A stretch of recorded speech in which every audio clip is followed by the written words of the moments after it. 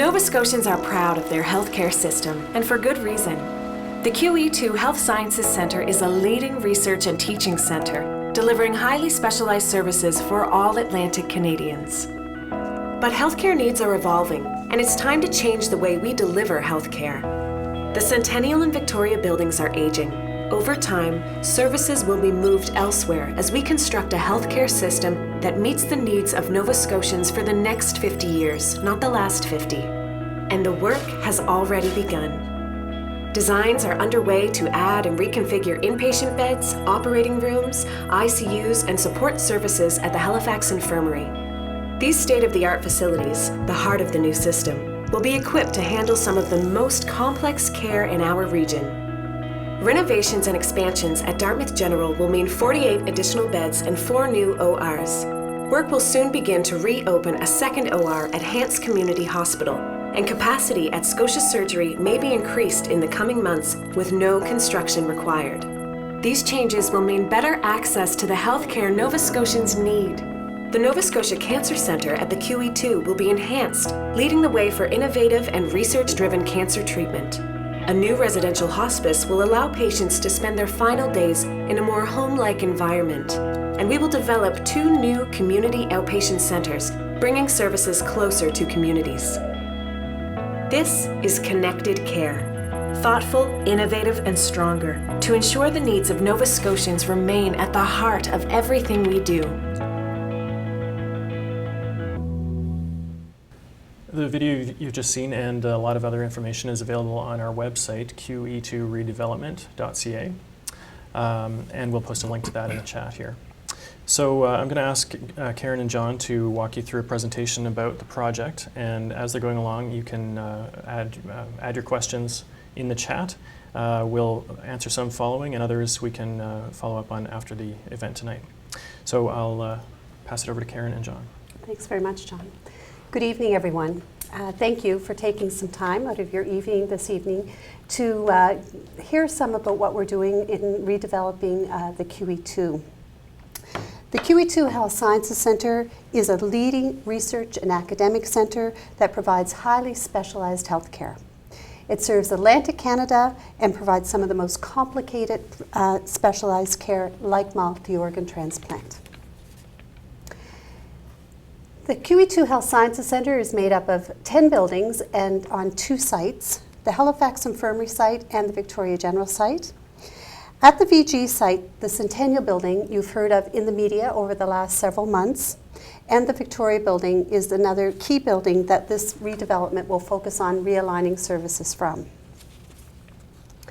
We want to emphasize that we are truly convinced and confident that the care that is being delivered at the QE2, including at the Victoria and Centennial building, is quality, safe patient care.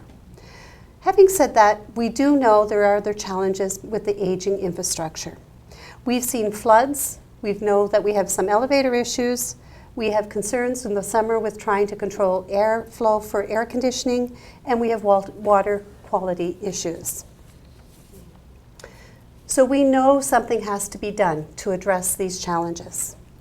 In order to meet patient care needs and the needs of our healthcare teams to deliver the care that all of Nova Scotians so deserve, the QE2 redevelopment involves moving out of the Centennial and Victoria buildings into different locations. Our plan is based on the needs of the patients, engagement of our clinical leaders and staff, as well as best practice and ensuring standards of care are part of our plan. Services from the Centennial and Victoria buildings will be relocated to a variety of locations. These will include renovated spaces, expanding current spaces, and new construction in additional buildings. At the heart of this project is moving some of our most complicated and specialized services, like the multi-organ transplant, from the VG site to the Halifax Infirmary site. This will allow for some of our sickest patients to be moved first. It will mean an increase in the number of ORs that we have at the Halifax Infirmary, an increase in our intermediate care and ICU beds, an increase in inpatient care beds, and support services like DI or pharmacy that are required to provide the care to these patients. An even bigger piece of the redevelopment will involve moving another 10 ORs from the VG to the Halifax Infirmary. This will bring the total number of ORs at the Halifax Infirmary to 26. We will also look at moving the remaining inpatient beds, including ICUs, other intermediate care beds, and inpatients to the Halifax Infirmary site. Another part of the plan will see new construction at the Halifax Infirmary site, or it could even be a connected building to the hospital for specialized outpatient care. Outpatient care are those services that patients require that do come to hospital but are not required to stay overnight with us. These services are required to remain close to the hospital due to the complexity of procedures or the providers that are involved in the delivery of providing the care to our patients and families. Examples of services that would be in an adjacent building include our heart health clinics, acute dialysis, and a minor procedure area. A second center will be developed in Halifax area for outpatient services. The location has not yet been determined, however, will be in the Halifax Regional Municipality area. These services will include services that can be safely delivered in a community setting and could include services such as ophthalmological care, primary care, and chronic pain outpatient clinics. Another part of a plan reflects that Nova Scotians want to stay in their home as long as they can. They want the option to spend their last days in a home-like setting. We have been working with the Hospice Society of Halifax to meet those needs. As part of the redevelopment, 5 palliative care beds will move from the VG site into a residential hospice in Halifax. A site has already been chosen in the south end of Halifax, and this will be 100% built and funded through the Hospice Society. The Dartmouth General is another integral part of this redevelopment plan. Currently at the Dartmouth General, the 3rd and 4th floor inpatient units are being renovated to enhance the care delivery. This includes work that's already going on. The work already going on will also help the expansion that will be taking place on the 5th floor. The 5th floor will be renovated to include an addition of 48 additional inpatient beds. There will also be the addition of 4 ORs at that site to make a total of 8 ORs that will deliver surgical services at the Dartmouth General. This means approximately 3,500 additional surgeries per year will be able to be delivered at Dartmouth. This will be more scheduled care with less interruptions and trauma care. The Halifax Infirmary site currently is our main trauma center and will continue to be, and at some times when an urgent trauma case comes in, it does interrupt the care of scheduled care. So at the Dartmouth General site, there will be less interruptions in that way. Planning is under the way to enhance cancer care. The Nova Scotia Cancer Care Centre in the Dixon Building at the VG site will lead the way for innovation and research in cancer care treatment. By bringing therapeutic, support services, equipment for cancer into one building, we will see enhanced collaboration between the healthcare teams, a more coordinated approach to care, and also enhance the environment that allows the healthcare team to work together in a collaborative way.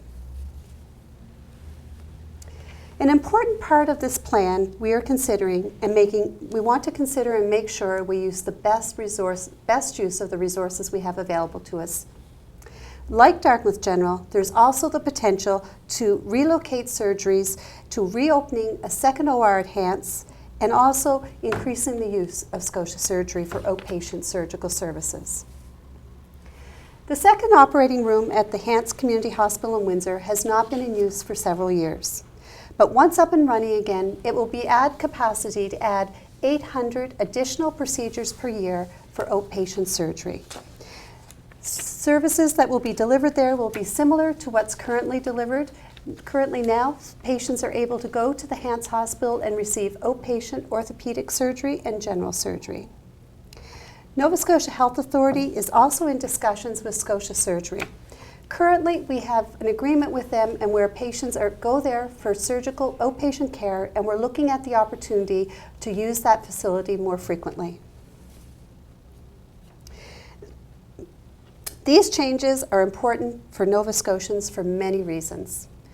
We are looking to ensure that the specialized care is delivered in one place, that we increase the coordination of care and access, pardon me, that we provide improved facilities, and that we meet the needs of our patients in the 50 years in the future to come.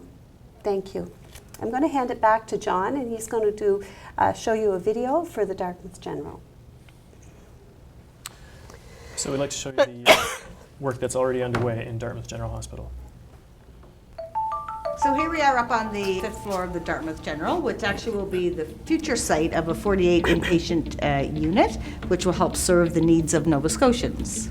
That's correct. And building a hospital and renovating it at the same time is one of the most complex projects you can think of. It's really 3 distinct phases that we go through. One is planning, so that we know what services are coming in. Design, where we put it all together. And then construction, where we actually build the project.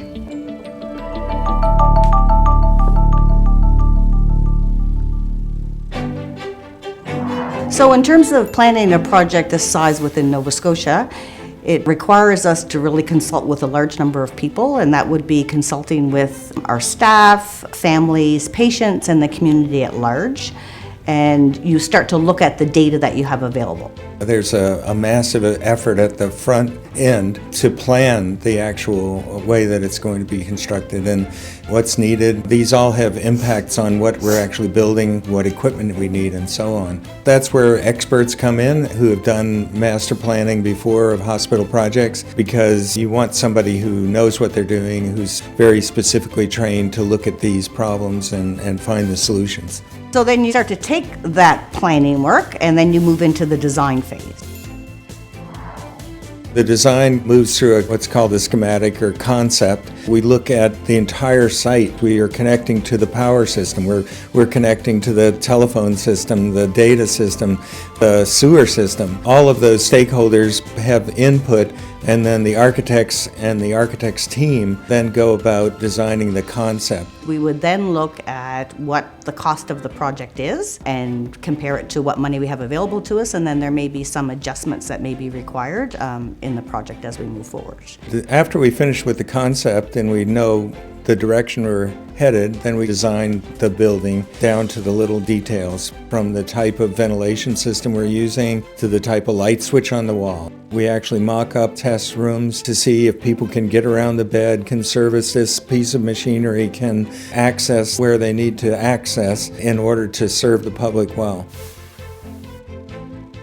Once the construction documents are done, then we'll be hiring a construction manager to hire the tradespeople, the excavators on site. A hospital has many different services that a hotel room wouldn't have. It has nurse call stations, emergency intercom systems. Then you get into medical gases such as oxygen and a vacuum tube at each bedside. All these services and pipes and wires and connectors going every which way. There's a number of approval processes that we need to go through. We need to know that we meet the fire code regulations for a hospital, that all of our medical equipment is working safely. You need to test things like your generator to ensure that the backup power is available to your hospital. You'd be testing your OR tables, all your X-ray, CAT scanners, etc. are all up and functioning appropriately before we would ever be moving into those areas. The design of a hospital, being so complex, requires a lot of thought into each section of the process. We have plenty of things to think about. It's very complex.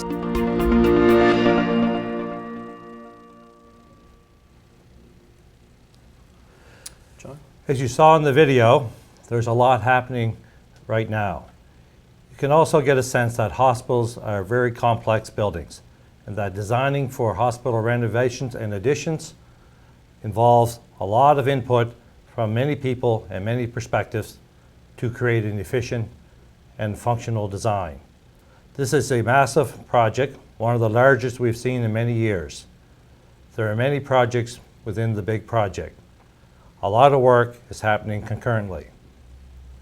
So what work is happening now? So for the Dartmouth General Hospital project, as Karen has mentioned, we're currently renovating the 3rd and 4th floors, the inpatient floors at the Dartmouth General Hospital. This is to upgrade these to better meet current day standards. The work is being constructed in 4 phases. The first of the 4 phases is now complete, and work is underway on phase 2, with the scheduled completion of all 4 phases expected for the spring of 2017. As also indicated in the video, detailed design work has begun on the Dartmouth General larger project. That's the 5th floor fit out of Dartmouth General Hospital and the addition to Dartmouth General to house the ORs and other services. That design work is well underway, and first construction for that work is planned for the spring of 2017. So for the Hants Community Hospital, we are in the planning stage for the additional OR. The design will begin soon, and we hope to have construction begin late in 2016.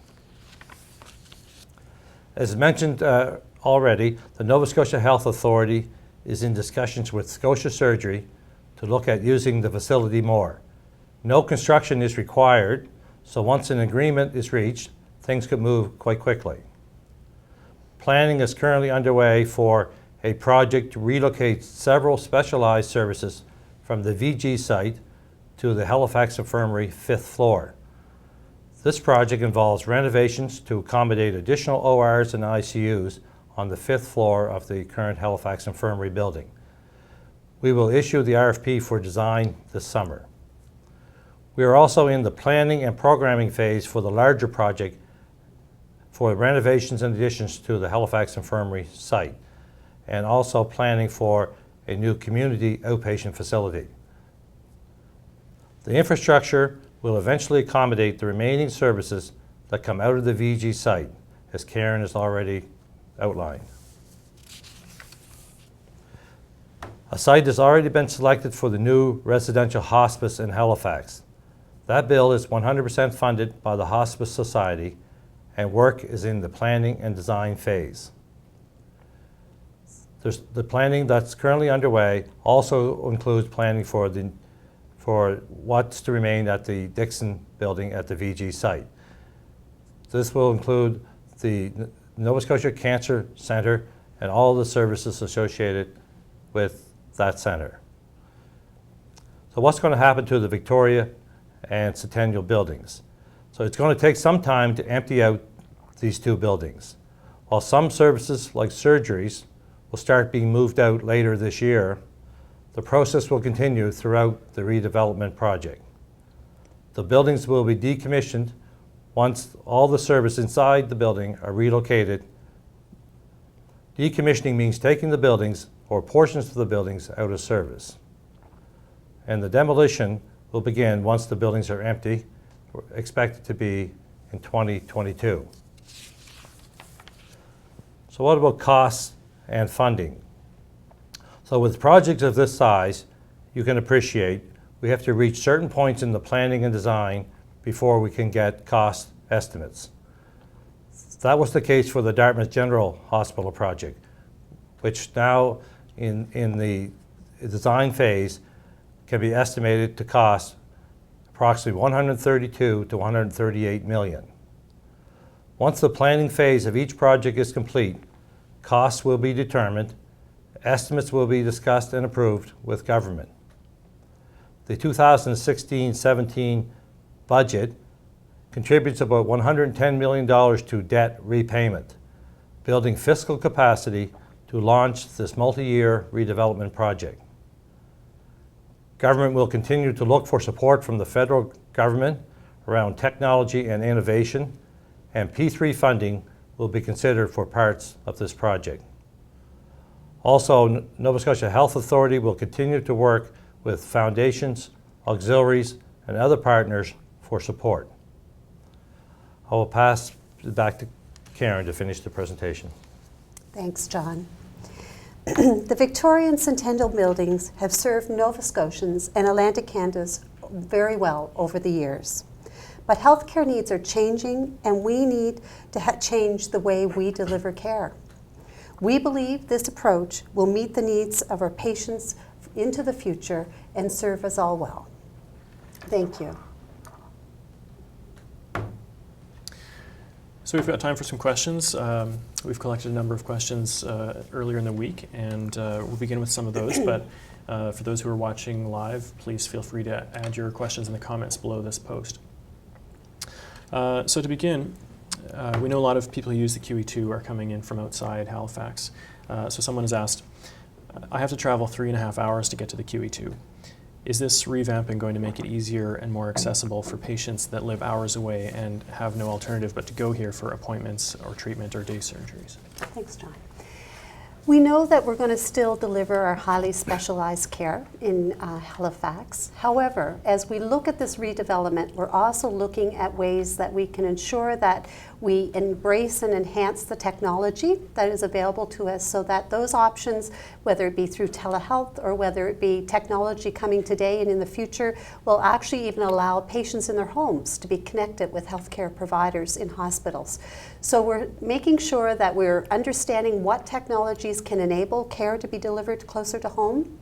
We're also looking to try to ensure that the most appropriate setting of care is used so that, once again, it can be closer to patients and families. And we know from a Nova Scotia Health Authority perspective, work is happening to look at the delivery of services across the province that will hopefully reduce some of the travel for patients in the future. Thank you. We've talked about Hants Community Hospital being part of this plan. So someone has asked what new services would be provided through Hants. So in Hants, it will be the second OR that will get up and running, and so it will meet the needs for outpatient surgery.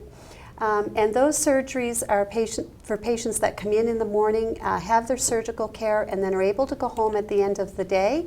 And it will be for the actual clinical services or specific surgeries that will be performed there. We're still under discussion, but an example of one that's being done there now would be a hernia surgery in general surgery, for example. We have a few questions about the buildings themselves and the approach. So maybe I'll turn to you, John. Someone has asked, will the QE2 redevelopment include solar or wind, alternative electrical integration, indoor or outdoor exercise areas, innovative transportation links, and redundant safety facilities? So with respect to wind and solar energy, most of the government buildings that are designed in the last 10 or more years have been focused on designing to a LEED standard. And LEED means leadership in environmental and energy sustainability.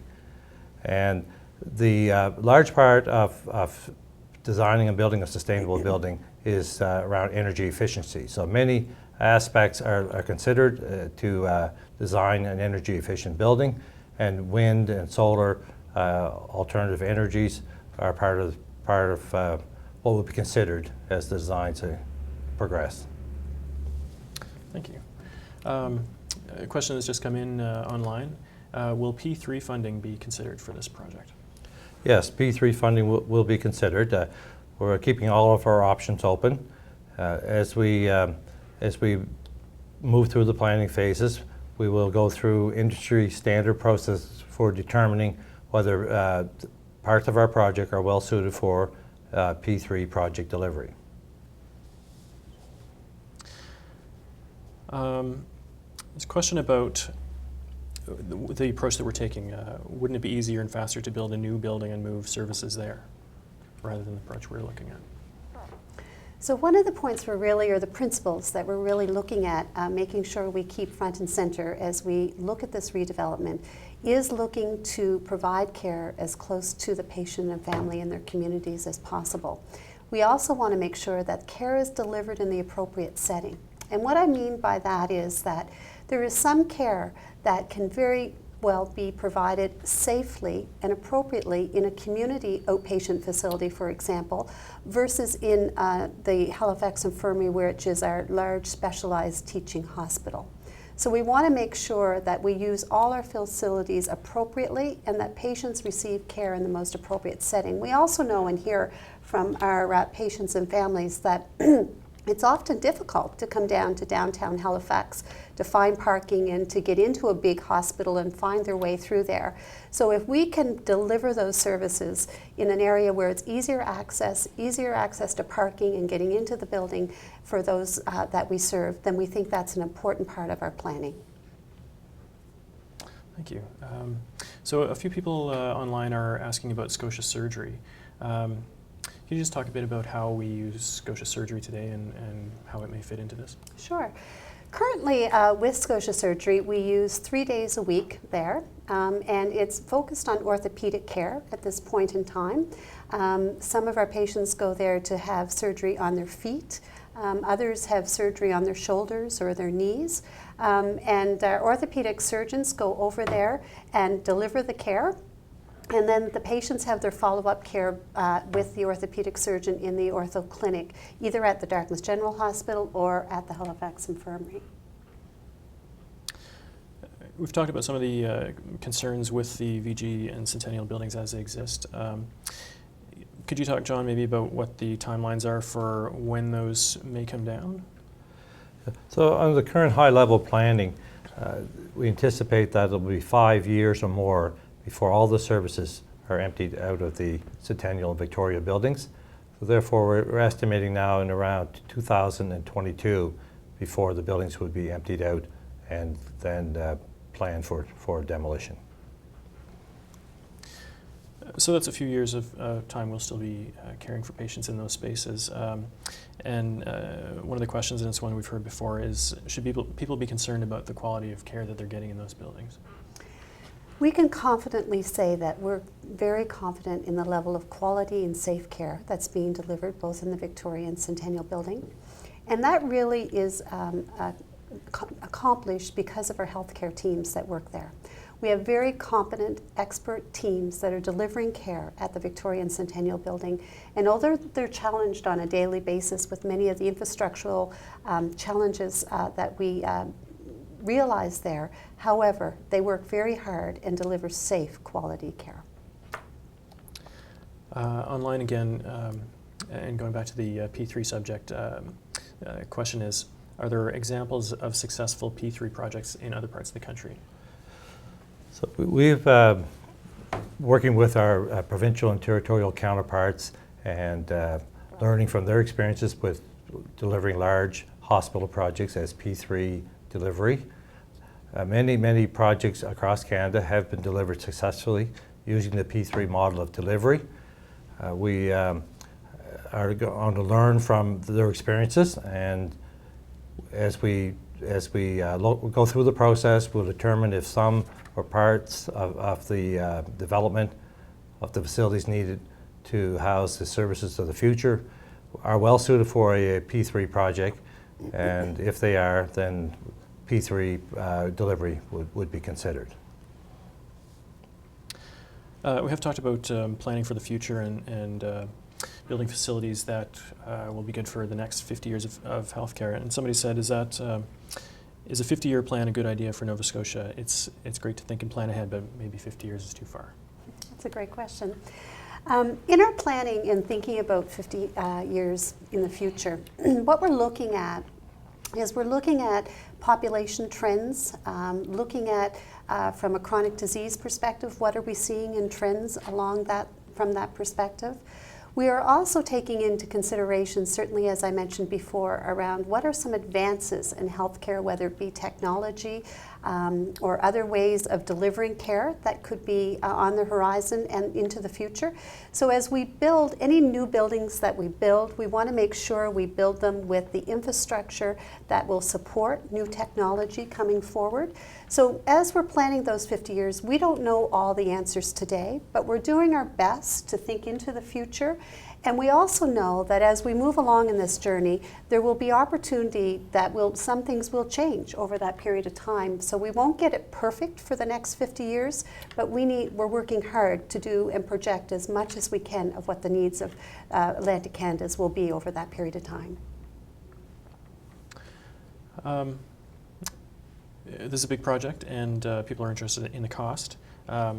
Can you talk, John, about what we know about the cost and how we determine what that might be? Yeah, at various stages in project delivery, there's costing provided. Once we get through the initial planning, we'll be better positioned then to determine the amount of space that's required and the complexity of the spaces that are required. And once that information is available, then cost estimates can be prepared. So for example, for the Dartmouth General project, planning work has been completed and detailed design has started in the fall of 2015, so it's well along, and the costing that's currently provided is in around $132 to $138 million for that larger project at Dartmouth General. So we'll follow a similar approach to the other projects that are part of the QE2 redevelopment. So as the work progresses and design progresses, cost estimates will be provided. And on the same theme, this question around how do we prevent cost overruns with a project like this? So this project, there's approvals to proceed to various stages and check-ins required back to government. So as cost estimates are determined, the report back to government, gain approval to continue on with the various parts of the project. So there's a continuous costing and checking back in, so as we go, to ensure that the costs are agreeable and acceptable as we move forward. A couple of questions around the experience for patients in the future. So how will processing of patients change so that their time is not being wasted? You know, that's very important. When our patients and families enter into our hospitals, our clinics, etc., they want to receive the services they need and then be able to return home in as expedient manner as possible. So not only are we looking at what the four walls need to be or what the structures need to be to provide care, but we're also at the same time having conversations with our healthcare teams around looking at how do we improve processes so that they are smoother and easier for patients to navigate through?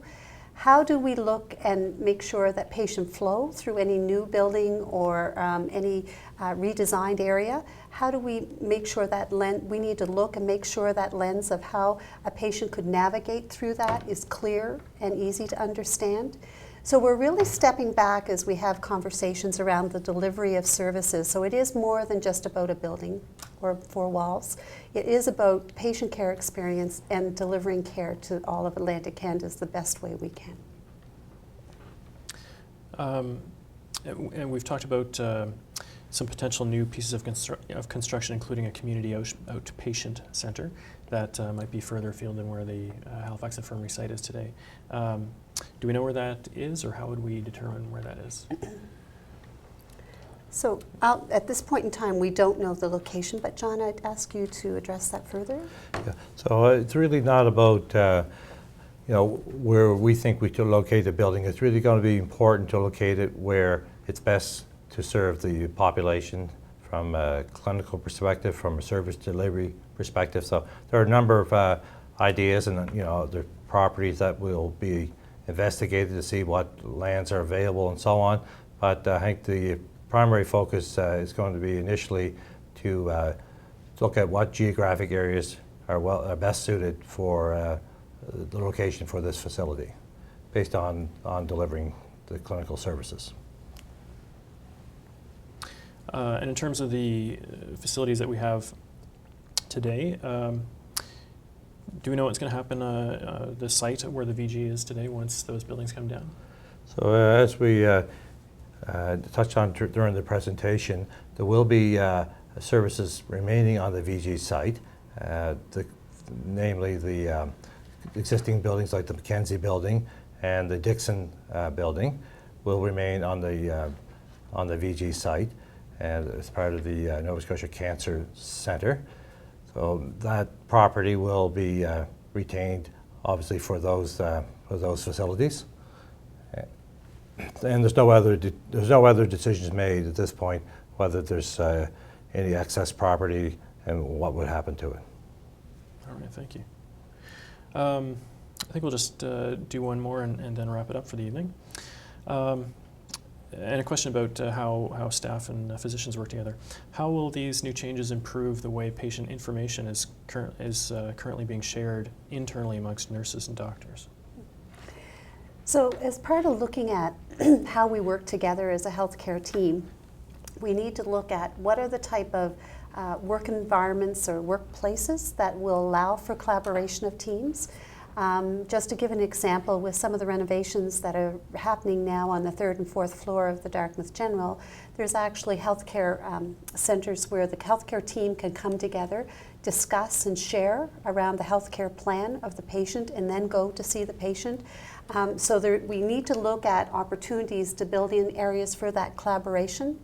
We also know around technology is an enabler to allow our healthcare teams to collaborate more across sites or across facilities. So we'll be looking at ways to allow that to happen as well. And we will be certainly, as part of planning at the Halifax Infirmary and at the Community Outpatient Centre in the Dixon Building and all the sites that we're looking at, we're looking certainly to make sure that we build in that capacity as well for learning from both an academic perspective and from internally with our healthcare teams. We need to ensure that there's capacity within those facilities and space within those facilities to enable learning and academics and research that will help build that collaboration between teams as well. Thanks very much, Karen and John, for taking the questions this evening. Thank you. And thanks everyone for tuning in. So I'd just like to invite you again to, if you have additional questions that come up after this, to leave them in the comments, or you can follow the social media accounts of Nova Scotia Government and Nova Scotia Health Authority. So thanks again for joining us, and one more note is to look at the website QE2redevelopment.ca that has all of this information and more, and we'll keep on updating. Thanks everyone for joining us tonight. Thank you.